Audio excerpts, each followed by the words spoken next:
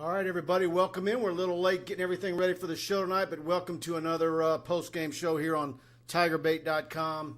And please do us a favor. Please share the show to your social media. Hit the like button, etc. LSU goes to Oxford, and I think I'm one of a lot of people that thought LSU would have shown better today. Showed some life early on in the first half and then just fell apart, and Ole Miss ran away with it in a hurry. LSU looked very ugly. Frankly, it looked like they folded up and were ready to go home very early in the second half. And it was all Ole Miss for the rest of the way. Garrett Nussmeier came in and did some nice things late. But for the most part, Ole Miss had their way with LSU. Got the big win on Eli Manning's day in Oxford and, of course, retired his number and had Manning in both of the end zones in Oxford. So we're going to have that to talk about and much more. Of course, everybody's keeping an eye on all the games involving coaching candidates that everybody thinks are the candidates, I should say, for LSU. So we've been following some of those scores today. And, of course, we're brought to you each and every Saturday by attorney Kenneth P. Haynes in Shreveport. Big thanks to Kenny for sponsoring us each and every week. I'll talk a little bit more about him later in the show, but Preston, give us your thoughts. Preston got with us, of course. Well, yeah, and first off, I think this is one of the first post-game shows where you could take this a lot of different ways. You could go just want to talk about the coaching search. I feel like we've kind of been around circles the last week talking about that. Or there's a lot to talk about in the game itself. So we're going to be really interested in getting y'all's comments. So if you're watching on YouTube or Facebook, y'all give us some comments. But I'm going to start off just talking about the game itself. So LSU came out just on fire. They looked really good. In fact, I remember having a thought in my head. That first offensive series was exceptional. And the second one was good until the last play or two. But I remember coming in and I was like, dang, this team's playing loose. Interim Coach O is nothing to play with. And I was thinking to myself, do we want Bama? Is this going to be a game in 2 weeks? This could be really awkward if Coach Orgeron starts stringing off some major W's like we know he's been capable of in the past, especially when he's playing with no pressure. He's ripped off some big wins. They outgained them 162-16. They literally, after two drives, had 10 times as many yards, okay? From that point forward, okay, Ole Miss outgained LSU 454-164. Half of LSU's yardage came on the first two drives. And almost the next half came off their last two drives with Nussmeier. So in between two drives with Nussmeier, two drives with to open up the game, LSU just got absolutely just completely annihilated in between the final two drives of the game when it was junk time and when it was entry time. So very ugly 31-0 stretch for Ole Miss there. Probably one of the ugliest mid-game stretches we've seen in quite a while, probably since Alabama last year. I don't know what it was. This morning I felt it could go either way. I did not think that LSU would get embarrassed like they did today. I actually went 31-28 was my pick this morning, and I was wrong. But I just didn't think LSU would look that bad for so long, from midway in the first half all the way till the end. And look, there were some exceptions, obviously. Damone Clark with a fantastic football game. Jack Besh with some nice grabs. The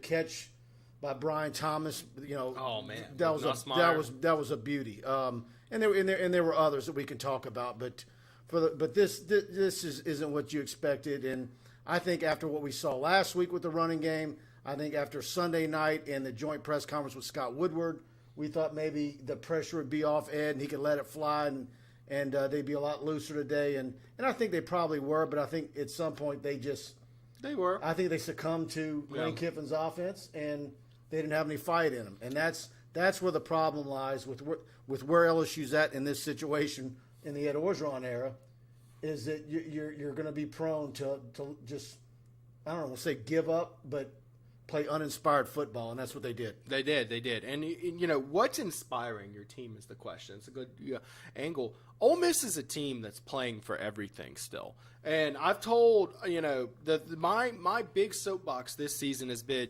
if you're a team who's been on the outside looking in forever and you're looking for your chance, this is your chance. You have your opportunity now, this year. Now, Ole Miss, of course, lost to Alabama, and they're going to win the tiebreaker for the West. If Ole Miss wins out, which I'm thinking they do, they're going to be sitting there at 11-1. Bama's going to have to lose a game, but I don't know that it helps you to have them actually lose a game, and then you go on and face Georgia, because I think Georgia curb stomps Ole Miss. Ole Miss may be at 11-1. Okay, if Bama goes to the SEC championship and loses to Georgia, like I expect will happen, maybe Ole Miss sneaks in as the 4th team. Yeah, I don't know. It's I don't know. This what we saw today. Look, the open date. I don't know what that's going to bring for LSU. Certainly, there's going to be a lot of people that, look. And we predicted it. Someone is already in the chat. I'm seeing wanting Nussmeier to start against Alabama. But let me. We talked about that before the show. I said, the first thing we're going to have to do is talk about Nussmeier. Yeah, and I think let's just go ahead and put that out there. He's not starting against Alabama. No. But I do like him getting time, and so that was good. Cameron Rogers, right off the bat, why are all the secondary players so small? I remember Jamal Adams looking like a linebacker playing safety. These guys are so small. Well, I mean, you've got 2 long, rangy players out right now. I mean, is Derek Stingley small? No, he's not a big corner. I mean, is Eli Ricks small? Eli Ricks is long, but he's not big. Yeah, I mean, but he's NFL prototypical corner size. I'm trying to think of the small guys. I mean, Sage Ryan. Sage Ryan is built. But he's stocky. But he's not a long rangy guy though. No, he's kind of like a Jamal Adams type build, maybe a little less long. I don't know that they're that small. I'd have to look at their numbers. Major Burns is a big kid. But, yeah, Major Burns is Jay Ward, about 6'2", right? Yeah. I mean, I don't know that they're all that small. Maybe they could put some more meat on their bones. Shoot, man, Mo Claiborne wasn't big. Yeah. Tre'Davious White had calves like my forearms. Yeah, I'd have to go look, but I don't think that's it. Blaine Smith, good evening. Totally embarrassing. Yes, it was. Yeah, it was. KDM Galt says no to Lane Kiffin. My phone was blowing up after today. Everybody wanting Lane Kiffin. By the way, looking at the coaching, performances today, which we both want to make clear. We were talking before the show. We're not judging a coach off of one game, and you're pretty dumb to do that if you do.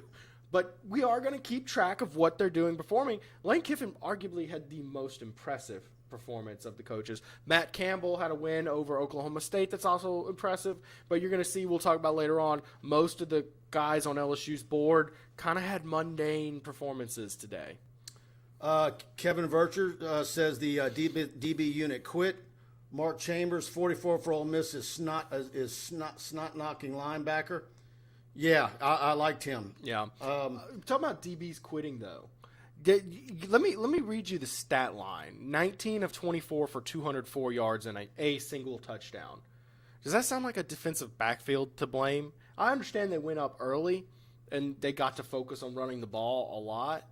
But, I mean, you're talking about the Heisman frontrunner, a lot of people are calling him right now. Bottom line, 3 starters are out. It did that, too. Yeah, I mean, what Corey Raymond and co are doing, there's much bigger problems out there. And Sage Ryan is not a guy that needs to be covering a slot guy. Yeah. Esteban, go Tigers. Go Tigers. Blaine Smith says the O-line is pathetic. Kristian Cameron, my favorite post-game show. Thank you, Kristian. Big thanks for that Appreciate nice comment. Thank you. Mike Andrews says the camera's not focused. Guys, let us know how that looks. That could be your internet connection or it might have been focusing. Sabo's Boy 92, this was horrible. Mark Towery, who's with us every week, always with some good comments. This offensive line looked terrible again. Was last week a mirage due to Florida not bringing good effort, or can this offensive line get back on track?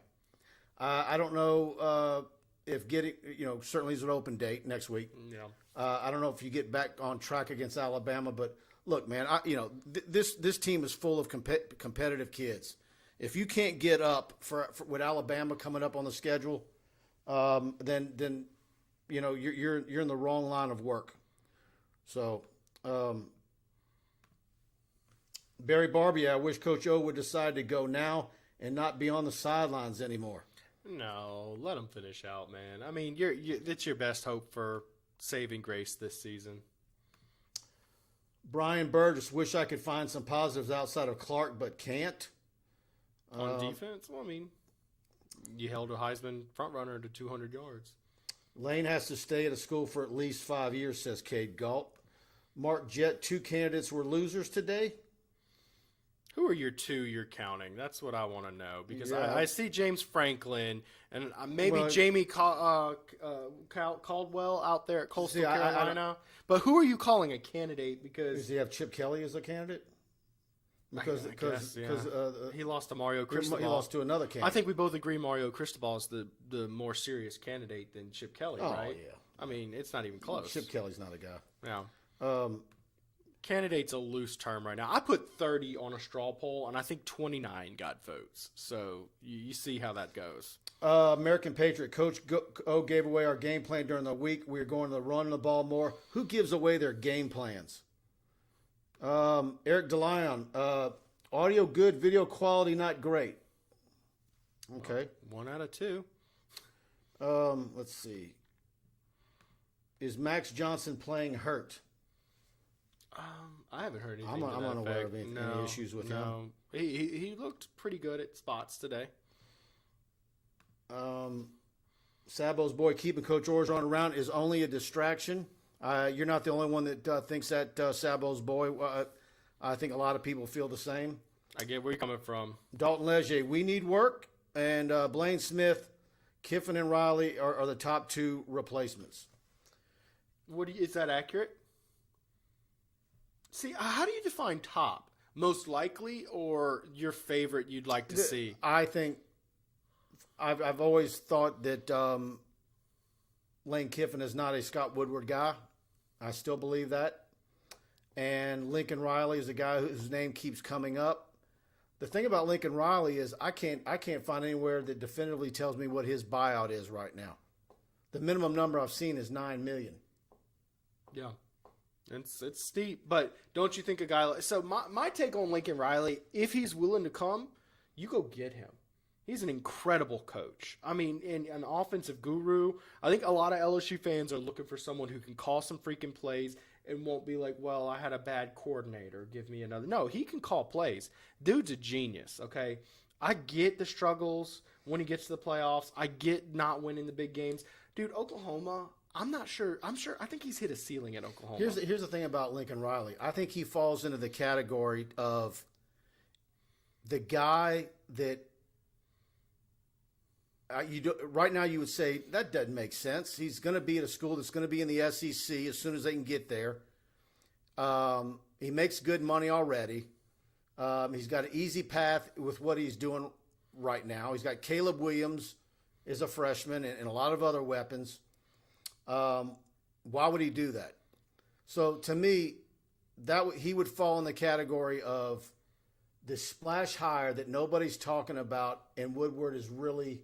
That's exactly what I'm getting at. He's really pulled a rabbit out of the hat that nobody saw coming. I agree with you 100%. And the other guy put in that same category because he's so locked down in Ohio. Is Luke Fickell. Yeah, and I had those 2 as my top 2 out of 3 of my favorite coach. If you pick anybody who is at all available, those are 2 of my 3. You know what I like? I like Luke Fickell. I like him a lot. He's no nonsense. When I talk to guys in Ohio, they're like, the guy will not leave the state of Ohio. Huge extended family.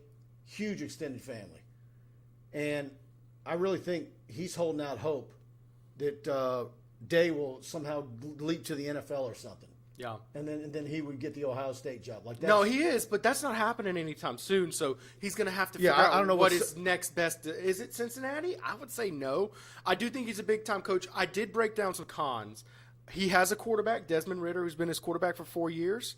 Almost all of his wins have come from that kid. Outside of him, he's been a sub-500 coach and lost 0 games with him. Is that a Brett Favre, Curly Hallman situation? No. His numbers don't tell me it is, but I'm always skeptical. Number 2, he had a 6-7 season at Ohio State, sandwiched in between 2 12-win seasons. I can make those same arguments. But that's interim, guys. I'm just putting something out there. I can say the same thing about Dabo Swinney without quarterback. Oh, absolutely, man. I mean, I'm just throwing your information. You decide. Yeah. That's all I'm doing. I had a great breakdown Tuesday night. Luke Fickell? You know what I like about him? He was a championship wrestler.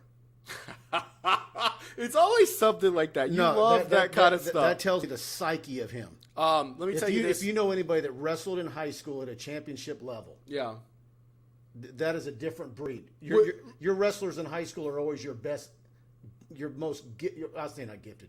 They're your most driven and your most in shape athletes in the school. I think Luke Fickle's an A hire. Let me tell you something. Brian Kelly, you hire Brian Kelly. Is that a good hire? Then he's a nose tackler. Did you see what size he was at Ohio State? He played for the Saints too. He was a big boy. But what his weight was? I think it was like 326-ish. I mean, he was big. I remember seeing it. That's the number that comes to head. But then what does it take for him to get down? That's also being a wrestler. Look at him now. If you would say, what position do you think he played? I would say linebacker. Yeah. There's some things you can nitpick on him, but I think he's a great coach. Let me ask you this. Brian Kelly, would he be a good coach if you hire Brian Kelly, right? Just yes or no? Notre Dame. Brian Kelly. Would he be a good coach for LSU? Just yes or no? Just real quick. No, I think it would be a home run hire. Okay. Home run hire. Luke Fickle at Cincinnati with half the resources beat him by 2 scores this year. That's what I'm saying. That's a good coach if you ask me. So those are two guys. We'll see. Are they realistic? We don't know. We'll find out. If Luke Fickle, if you knew he was interested in jobs and leaving Cincinnati, he would be catapulted to number 1 on just about everybody's list. He would be right there. Or he'd be at least no less than 2 or 3. But we can all agree LSU's the number 1 job on the board. And I think it's up to Woodward to talk a guy out of that who seems to never want to leave the borders of Ohio until he was drafted by the Saints. Yeah. And then he immediately went back. Well, let me tell you, the difference is LSU. 5 years ago, LSU fans knew what LSU was as a school. We all knew, like, oh, man, look at this recruiting, look at the resources. This is a big deal. Now, the country knows. Did you see game day this morning? Okay, so Desmond Howard and that's on the front page. This is on the front page of TigerBait, by the way, if you missed it. It was a great segment. Put out some great quotes and talking about they all undeniably called LSU a top 5 job. They're basically doing Woodward's job for him this morning. Yeah. So, I mean, the reason why you have a chance to get a guy like Lincoln Riley, Oklahoma's a great job. LSU's just the better job. What do you think the recruiting base is like in Oklahoma? And they have to split that with Oklahoma State. You know, I just need to know what his buyout is. That number's eluding me right now. How bad must Florida be? Says Brian Burgess. That's why Mullen they've turned on him big time. Oh yeah, Esteban, horrible play overall, but I'm extremely proud of Clark and Farrell. Those two played until the very end. Can I talk about Clark real quick? Clark has been so underappreciated. I want to give an appreciation thread to Damone Clark.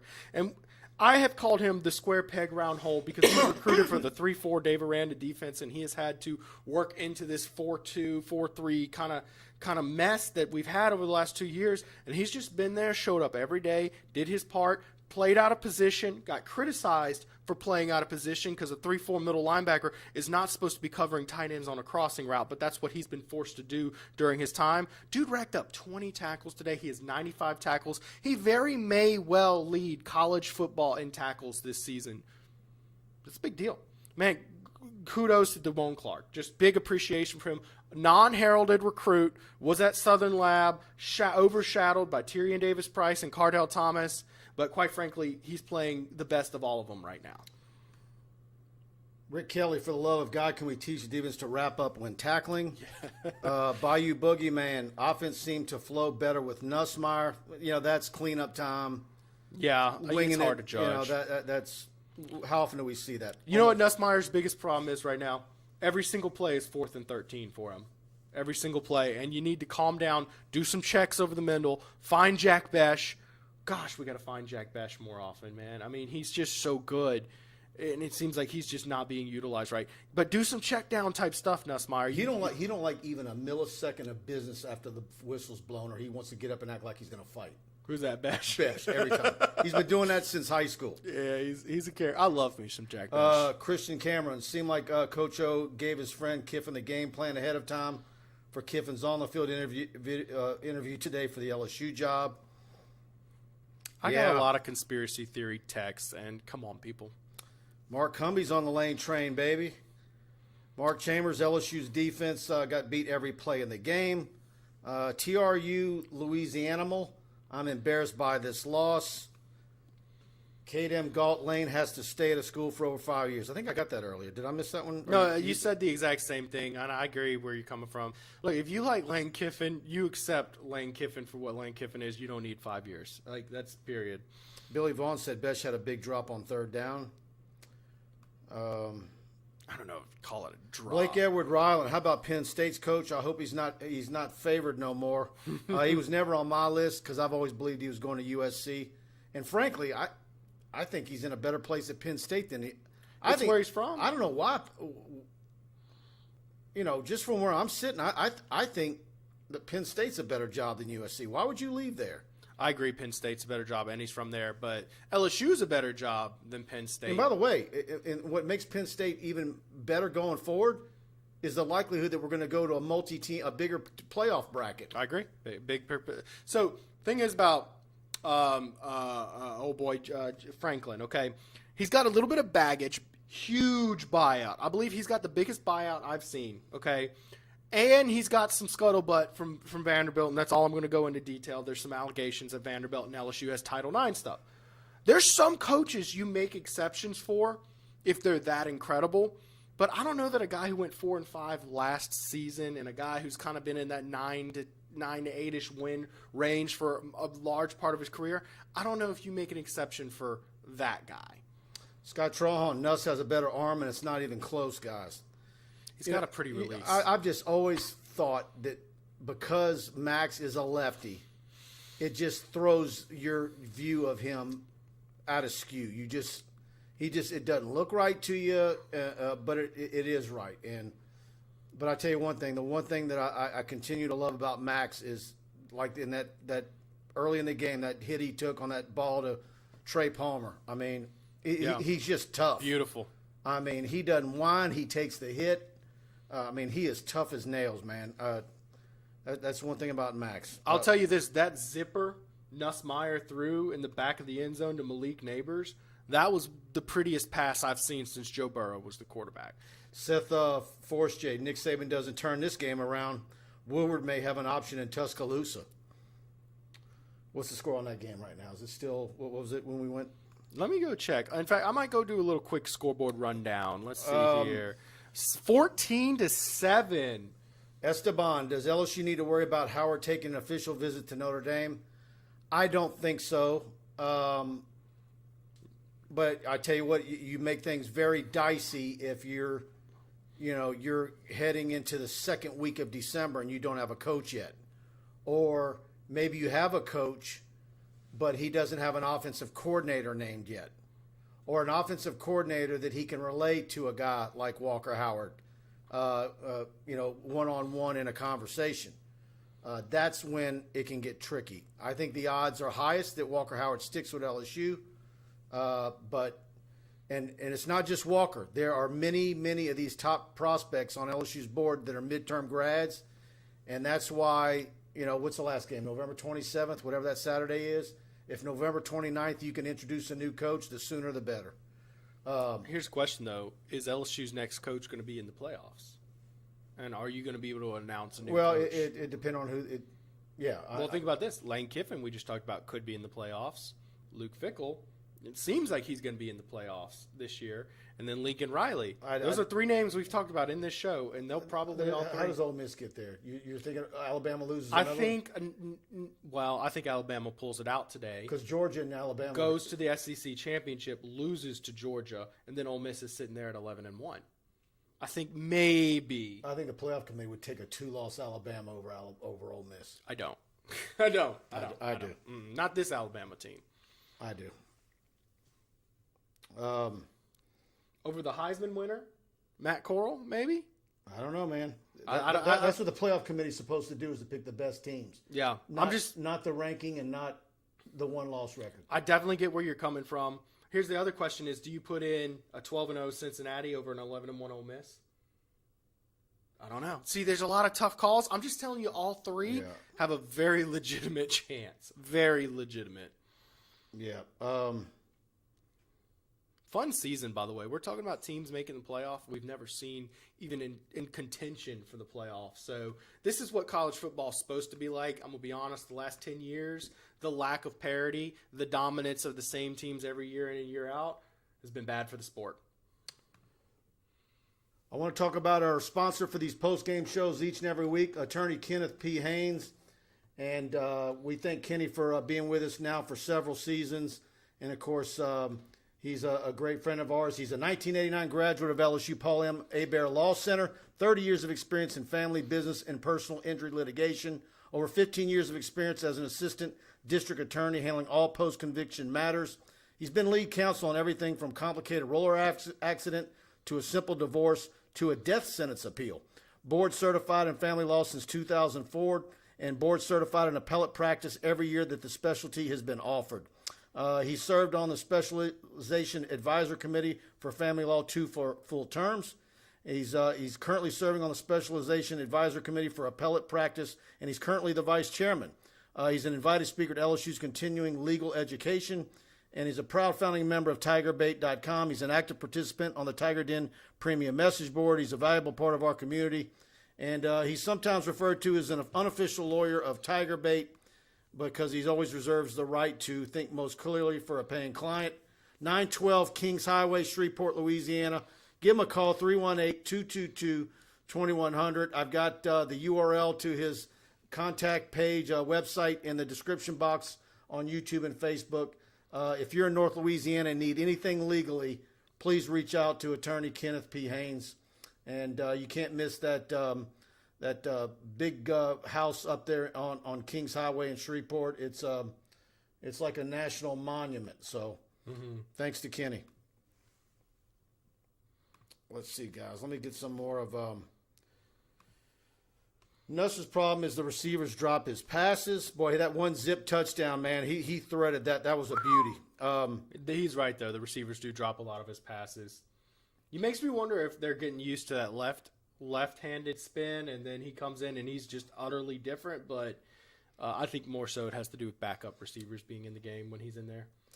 CBS is trying to promote Mike Gundy as a potential candidate. God, I hope not. Les Miles memories. I don't see Gundy. No, I don't see Gundy. I mean, Gundy's been there since Les Miles left. I mean, no. I'm 40, damn it. Now he's like 55. When he turned did he make fun of that when he turned 50? Yeah. Yeah, there was a big joke about he's 50. Yeah.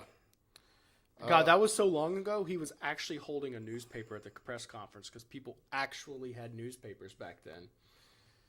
Kristian Cameron, I'll be good with Chris Peterson. Yeah, and that's the other one, that the something that that Scott Woodward might have in his back pocket. Is he the guy that's going to convince Chris Peterson to coach football again? Is he the guy that can get Luke Fickell to leave the borders of Ohio? Is he the guy that could pull Lincoln Riley? We'll see. Let me tell you, I want to address that real quick. So what I've been told, the front runner candidates, we've heard a lot of Mel Tucker. We've heard a lot of Lane Kiffin, Cristobal type names been floated in there a bunch. Here's the thing. Of Scott Woodward's career, we've seen him hire 3 football coaches and a plethora of other coaches. Any one of those names I just mentioned would be the most underwhelming hire of his career. And that's why it doesn't sit right with me, even though it's the mature, realistic option. I think we're going to end up with a name that you might get laughed at by some people for mentioning right now. That's my take on it. It might not be anybody we've mentioned. That'd be the Mike Tomlin name. You might get laughed at for saying Mike Tomlin. But I think that's... But I would absolutely love it. I think Mike Tomlin's an incredible coach. He would be insane. Yeah, but he's an NFL coach. Super Bowl winner. He's the NFL coach in their last game's January 6th. Yeah, you have to have a coach on the ground running immediately. That's a tough one, yeah. But I think that it might not have to be Mike Tomlin, but it will be a guy who's not front runner right now. Yeah. By the way, Brian Burgess with a cool comment I want you to put up there when you get a second about keeping it clean.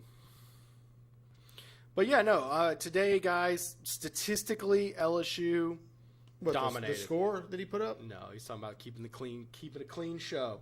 Yeah, I'll just read it out. Thanks, Mike and Preston, for keeping the postgame clean postgame without all the cussing. Look, everybody brings that up for weeks now. Every week. Like, look, man, when the cameras are off, ask Preston. I cuss. You wouldn't want to listen to one of our phone calls. I can go Showtime After Dark, as good as anybody, okay? Yeah, I can cuss, man. You just said Showtime After Dark on live TV. Yeah, I mean, it's like, oh, man. I've got some words, all right? But look, to me, this is a different animal. That's not necessary here. Yeah. No, and, you got kids in the room and stuff, and I think that you want some qualified analysis. My whole thing is I know how much I watch these shows as a, 5th, 6th grader on, never missed them. And there's no way I could have been allowed by my parents to watch a show if they heard F-bombs being dropped every 15 seconds. Exactly right. By the way, some scores update while you're getting caught up there. 14-14, Alabama. So tied up is that in Tuscaloosa? I don't even know. I haven't gotten to watch the game because we've been on the show.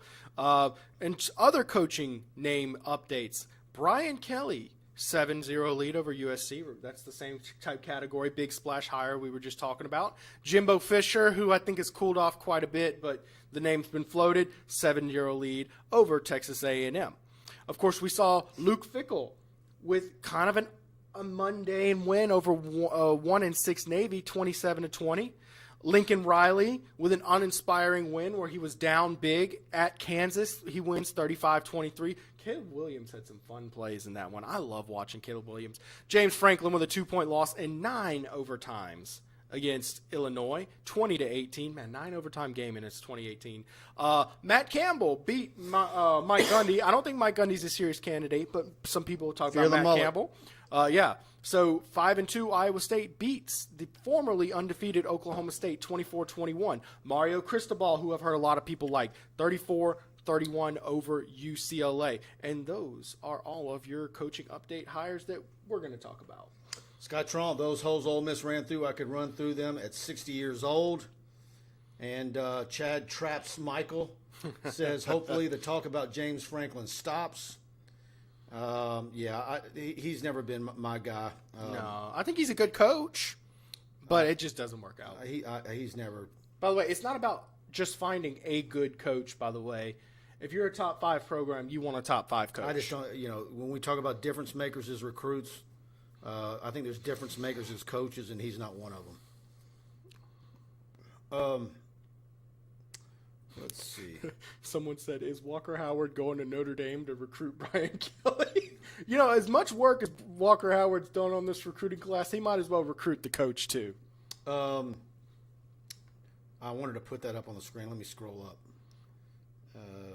Just from Rick Kelly. Just a bit ago. Walker Howard, is he going to Notre Dame to recruit Brian Kelly? I've made jokes like that to Jamie Howard. Yeah. And then I've even gone further and turned into a full Oliver Stone conspiracy theory because Verge has been there multiple times with his sons. And it's all been an elaborate fact-finding mission on behalf of Scott Woodward and Stephanie Rempe. Yeah. That's fun. Here's the question. If you're lobbying for your next head coach, and you know how you take the recruit in the visit and you say, look, this is our all-star wide receiver who you'll be throwing to, or your all-star left tackle, do we take the coach in and say, this is your quarterback, Walker Howard. He's the number 1 quarterback in the country. Do you do that? John Breaux, nice audition for Lane today. Yeah? He did have the most impressive performance outside of maybe Matt Campbell. He's looking good, and I expect he'll win out the rest of the way. Carl the Cat Dunn, I'm so mad. I hate losing Ole Miss. That game was poo. No pride, no fire today. Guess he didn't want to be Ole Miss today. I'll tell you what, for the first and last 2 drives, he did. Yeah. Outside of that, it was about as ugly as I've ever seen. In between the first 2 drives and the last 2 drives, guys, that game looked like Furman was on the field. I mean, statistically, that's exactly what would happen. I mean, it was ugly, guys. They literally outgained LSU by 400 yards in between the first and last 2 drives. It was ugly. Natalie Vittori, Garrett Nussmeier should be LSU's quarterback 1. Max is incapable to convert. Not in 2 weeks, I'll tell you that much. Don't think there's a rule. It's a law. A quarterback does not make his first start against Alabama unless you have no other option. That's it. Yeah. No, Max is your starter. Max has played serviceably well. I think, man, he made a incredible throw to Trey Palmer. He's been tough. And I think right now, if we're standing in a clean pocket throwing downfield, I think right now Max Johnson's the better passer. Brandon Reese, I hope whoever the new coach is, they get more experienced coordinators. Well, that's been one of my points. I hope we get a coach Well, where we here's the don't thing. need a coordinator. One of the scenarios out there, and I've heard recruits, I've heard it been said that you'll name some coaches. Yeah, I like him, and so get him and have him hire Ole Miss's offensive coordinator. You know, can you get the Ole Miss offense without Lane Kiffin? Go for the offensive coordinator. But who's really calling the shots on that offense? Did you hear them breaking down? That guy's salty. Did you hear them breaking down Lane Kiffin's analytics during the game? It's wild. He literally has a sheet where he'll go and decide if he goes for it or not based on what the analytics tell him gives him the better chance to win the game. It's pretty crazy. Mike Andrews says that Blake Ruffino said that Max has a hurt left shoulder and has been for several weeks. I don't know. I haven't heard any of that. It'd be one of those under the wraps type situations. Some of the throws he made. I mean, also it's like how serious is the injury? Did he take a bruise? You know what I mean? Why the Kelly love? I think I've heard from multiple sources that Brian Kelly at Notre Dame it could absolutely be gotten. The negative on him is what he's 61 years old. Mm-hmm. I mean, he's won consistently. He's just. A lot of people say they don't really like his demeanor or his personality. I don't know what that means. I talked to one guy in a different market who said that covers a team in the SEC West, and he's a bit of a fan of the team he covers. And he said, I wouldn't like Brian Kelly at LSU because with the talent they've got, they'd be tough as nails. Yeah. And he beat LSU in 2 bowl games with lesser talent. That's true. And Notre Dame's not what Notre Dame was in the 80s, 90s, where it's as easy to recruit talent nationally. In the Midwest, Indiana, they're not producing tons of ball players. I look at Brian Kelly and Lincoln Riley as very similar type coaches. They've made the playoffs. They've sustained success. They're not in great recruiting territories, and they're both kind of hitting the ceiling of, okay, we made the playoff. There's Alabama. There's LSU. There's Georgia.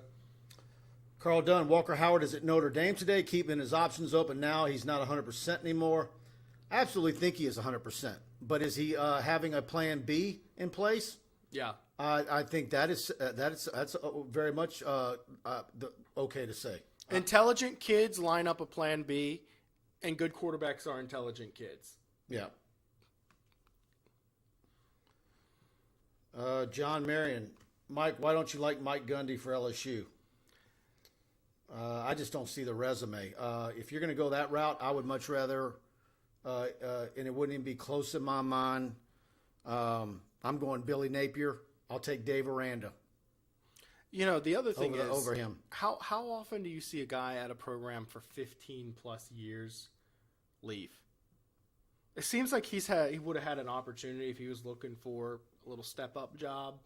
He could have done that already. Not to mention, he peaked 10 years ago with all those 11, 12-win seasons and really has stepped back a good notch. Is LSU going to be satisfied with 8 or 9-ish win seasons? I don't know. I mean, he's a good coach, but that's the thing. These fans, everybody needs to get out of their head. You're not just looking for a good coach. You're looking for the best coach you can get. Who do you back the Brink truck up to?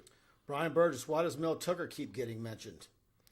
I don't understand why he's getting mentioned. I mean, obviously their record right now, but the fact that he's only been in Michigan, in East Lansing for a year, a little over a year, mm-hmm. and several years in Colorado, and those people are furious the way he left.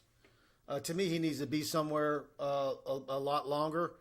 And I also want to see how his team performs in the upcoming games against really the toughest games on his schedule. He's going to play Michigan next, and he is 7-0 this year. He's got Ohio State, and he's got – yeah. I mean, first off, half of his wins as a coach have come this year, and none of them are very impressive. I believe his best win is Nebraska, and I don't think either one of us are going to sit here and say he's for sure a bad coach, but you just don't know. And there's certain coaches you hire based off of their mastermind allure. A lot of fans want Joe Brady purely off of that. But then there's guys like Lane Kiffin, who hadn't been a long-term successful coach, but he's an offensive mastermind.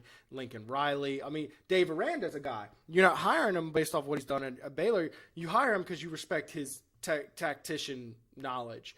Do we respect Mel Tucker as an X's and O's tactician coordinator guy? I have not watched Michigan at his State level. enough.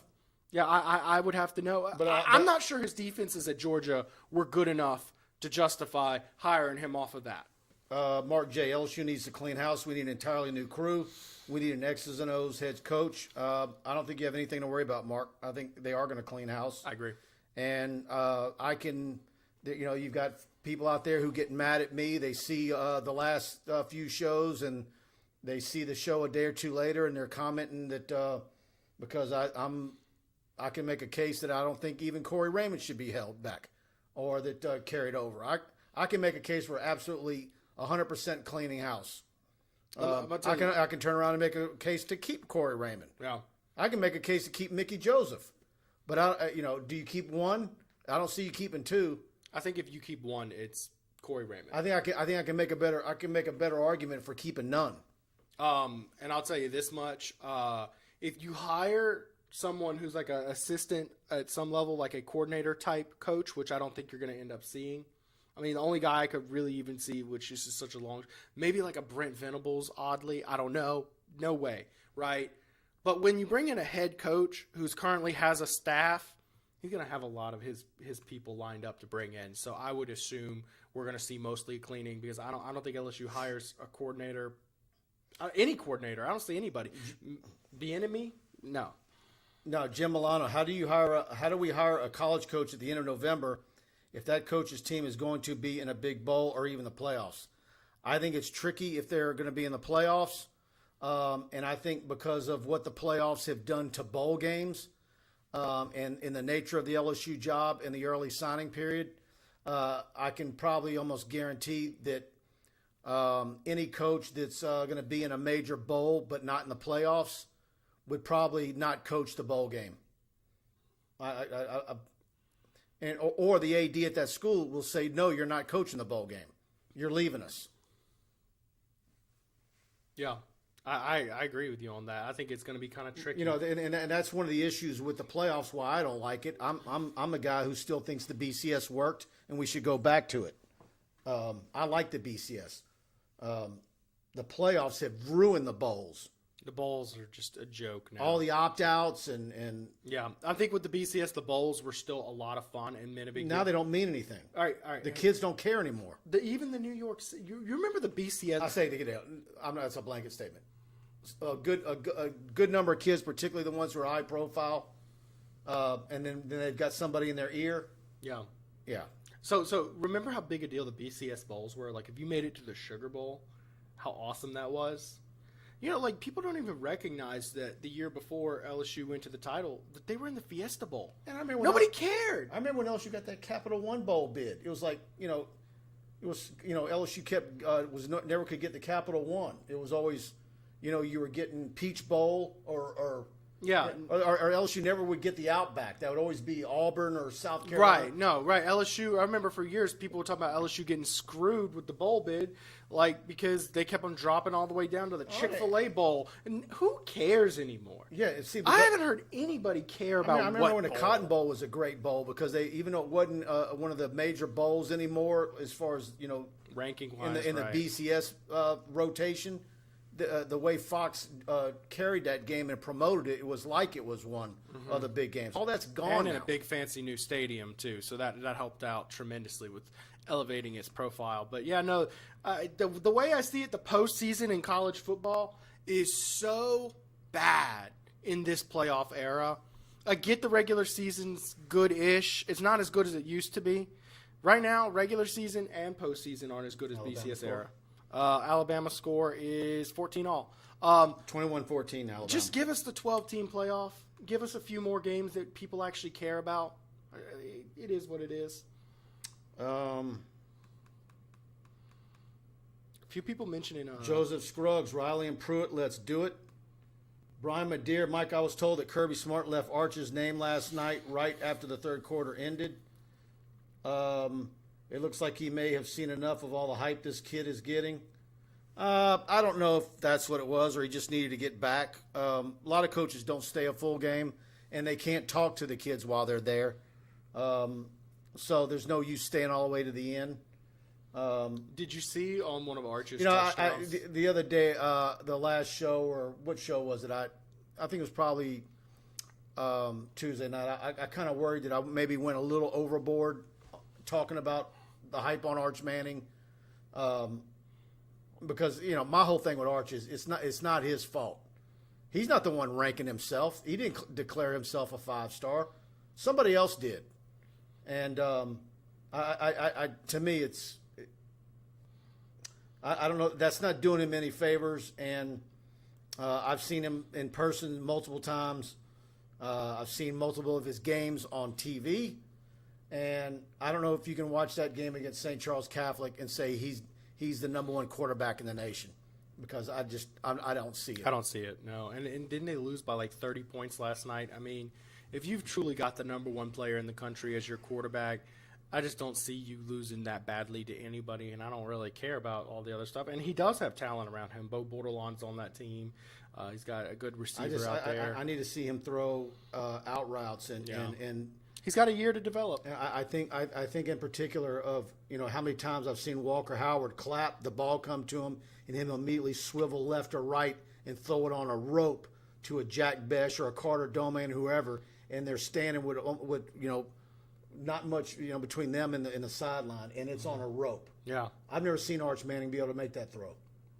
Yeah, no. And if you can't make that throw in college, what do you have? I don't know. We'll see. I think he will do well no matter where he ends up, but I do think we're comparing him to Walker Howard, and that's the context. Well, here. but velocity is important. I mean absolutely. Walker Howard has 10 times the velocity. I think LSU's now in good Arch position. throws a beautiful deep ball. And when I say beautiful, an accurate deep ball. Some of his balls aren't beautiful, but he is very accurate with that. Drop it in the bucket. The touch pass, he's really good with that, getting it over the top of the defender, placing it in. The passes that Brandon Harris couldn't make to save his life. Rusty Singleton, what do you guys think of Luke Fickell? I think everybody likes Luke Fickell. Yeah. You can't help but like the guy. The reason why he gets poo-pooed is because he's never he won't leave Ohio. I talked to a source last week that said his agent was threatening to drop him if he didn't start taking some interviews. He likes Ohio. He's an Ohio guy. Yeah. But don't Ohio guys do pretty well in Louisiana? Also, maybe a tiny factor. He played one season in New Orleans. Yeah, so is this where Woodward comes in with his reputation? Is he the guy to talk Luke Fickell into a deal? And his big Catholic family. We've already seen one coach bypass LSU and Freeman for Notre Dame DC last year because of big Catholic family. And I'm like, man, I don't even have to look at a South Bend phone book. Of course, they don't make phone books anymore. But I can just about guarantee you there's more Catholic churches in East Baton Rouge Parish than there is in the county, whatever South Bend, Indiana is. I bet it ain't even close. Well, here's the deal. If he doesn't take the LSU job, what job is he going to leave Plus, for? he got drafted by the Saints. Now, he wasn't here long. 1 year. But he's familiar. Right. He's been here. I mean, I'm sure he found a great Catholic church while he was in town. Maybe so. Now he wouldn't be in New Orleans, though. He'd be in Baton Rouge. But look, I know one right around the corner from here, St. Patrick Church. Great church. Let's send him there. Luke Fickell should be the absolute worst name you should get at LSU because, I mean, my goodness. If you're Cincinnati. This is LSU. Top 5 job. There's no conversation. Go get Luke Fickell. You should not see anybody worse than Luke Fickell as your coach. That's my opinion. Scott Trawl, Mike, you like Cristobal. Who are your second and third choices? Well, I do like Cristobal, but like I've been saying for weeks, I'm not married to him. I like him. I want to keep looking at him and watching him and doing the pros and cons on him over the coming weeks. But also, I like the talk of maybe Brian Kelly, Luke Fickell, Peterson maybe deciding to coach football after all, Billy Napier. I mean, there's some options there. There's some good coaches, and Mark Towery with a comment. I think Billy Napier is your next hire. Here's the deal. Again, Napier in that same category I mentioned before, Mel Tucker, all those guys. Wouldn't he be the most underwhelming hire in Scott Woodward's career? When has Scott Woodward ever hired that makes sense. He has a tie because of this and that. Yeah, that makes a little bit. No, it's always been splashy. The thing about it is like Cristobal, one of the main reasons I like about him is first of all, very early on, because of who he is and his prowess as a recruiter and an offensive line guru, is they've got 5 commitments in that Oregon class. It's ranked number 6 in the country. One of them is an offensive lineman from Texas that LSU lost to Oregon. And with this 25+7, an offensive line being the biggest issue on the LSU roster going into next year, he could absolutely totally renovate that offensive line room at LSU and get him there. I think he can get offensive line and attract him to LSU better than any other name on the board. Any of them. Brian Kelly, Fickle, any of them, because he knows them all. You know, he might have some guys on that list that flipped to LSU because of it. Well, and look, we got and then who's going to go in the transfer portal because they know that there's an opportunity at LSU. Then you add him on top of Will Campbell and Emory Jones and the rest. James Richter with a comment. I'm going to just call out real quick. Can LSU really be a top coaching spot if no big names want to come here? What big names are we talking about? Say it one more time. Can LSU really be a top coaching spot if no big names want to come here? I think they all. That's crazy. There's some who want to come here, but there's some who can't come here, or maybe the time is wrong. But if every coach out there had a contract with no buyout, and I think the options would be even better than they are now, and I think the options are really good now. Oh no, we're talking about plenty of top name coaches. Like who's excluded off? We're talking about NFL coaches are kind of excluded, and most NFL jobs are pretty darn good, and guys with like deep ties. You have ESPN doing that segment on Game Day today, and if you missed it, go check it out. I have it made a content item of it on the front page of TigerBait, basically telling you, and they're all parroting the 3 coaches winning 3 national championships. Danielson does it again during the broadcast of the game. Herb Street and all them talking about how it's one of the elite jobs, maybe even insinuated it could be, number 1 or number 2, There's only 2 jobs I look at now. Saban's at Alabama, for sure. Saban's at Alabama, but before Saban, you had a nice in the wilderness of Dubose right.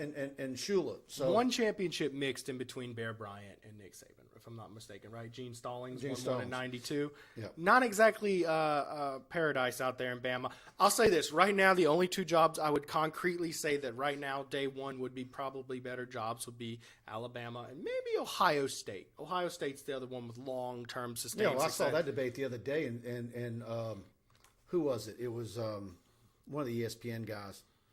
And one of them said LSU. And it was like they had Alabama and either 2 or 3 Alabama or LSU. Yeah. I would LSU through. I had some Oklahoma fans. That's insane. Harassing me on Twitter today talking about why would LSU be a better job than Oklahoma. It's not close to Oklahoma. I mean, LSU's better than Oklahoma. That's what I'm telling you. Look at the recruiting territory. How many recruits come out of Oklahoma? You know what I mean? I'll tell you this much, too. If you – of course, now we got NIL money, and you're paying them, basically college football at the level of LSU Power 5 is basically semi-pro football. Yeah. But if you, sat down, and I talked to Scott Trahan, who's in the chat about this the other night. If you sat down and did try to put a dollar value on LSU football as a franchise, like it was a pro franchise, and did an appraisal, I assure you the LSU football program would be worth more money than a lot of NFL teams. That's a lot. That's lofty comments. I believe that. Oh, wow. Think about it between the season ticket holders, the support. What are the views on some NFL games depending on the matchup versus some of the views you get on SEC matchups? Yeah. I mean, it's dollar for dollar. I mean, you've got head coaches in college football making a lot more than NFL coaches. That's why they're floating Mike Tomlin out there, because of what he's getting paid. Oh, yeah. Oh, yeah. It'd be interesting. Mike Tomlin's one guy. I've heard Matt Rule floated a little bit. I'm just not prepared to say an NFL coach will step down from an NFL job and come to LSU quite yet. Especially, I mean, we haven't even passed up like a lot of the like grade A type candidate hires out there, like a Lincoln Riley. We don't know for sure he can't come. Daniel Vlosky, my boy over at Go Edits. I'm not saying this is what I'd want. I just have a weird feeling about Kiffin at LSU. There's a lot of people, man, a lot of people that want him. I've heard Kiffin is actively lobbying for that, and if he goes 11-1 and makes the playoffs this year, I mean, it might be hard to pass up on him. I get it. I just don't personally like it. Yep. Prophets Among Us says Chris Peterson's the top of my list, and then Rich Hyde wants to know what does he accomplish outside of Boise State. He was okay at Washington, had some good seasons there. Yeah. He's got a disabled child, and it's very that's a part of why he retired. And then he asked, what has Kiffin done in his career? Well, look on the field today. That's what he's done in his career. This is the pinnacle of his success. He did have a 10-win season at USC, but was unable to sustain it and got fired. You can argue that NCAA violations hurt him there, and then he did some good stuff at FAU. Daniel Glenn, every candidate prominently named as possible LSU hires have flaws that we are all aware of and speak about ad nauseum, except Peterson, who conveniently retired when his AD Woodward came to Baton Rouge. See, that's part of the conspiracy theory.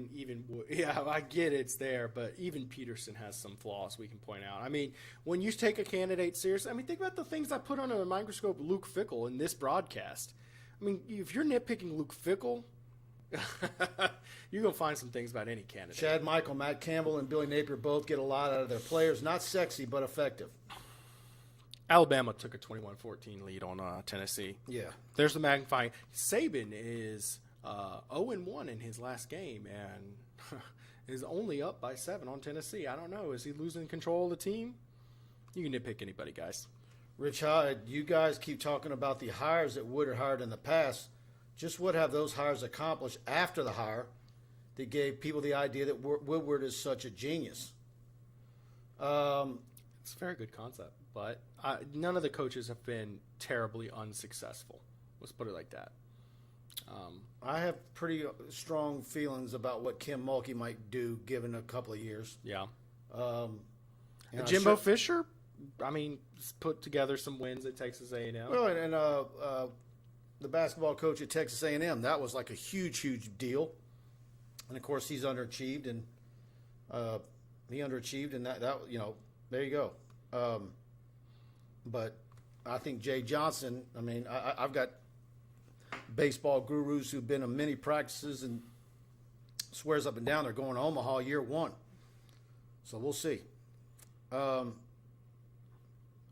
both Chris Peterson and Steve Sarkisian did win some good ball games at Washington. When Woodward arrived at Washington, understand they were coming off some terrible seasons there. I mean, it was a rough place, and they really have turned Washington into a sustained success. I mean, Chris Peterson, didn't he take them to the playoffs? Yeah.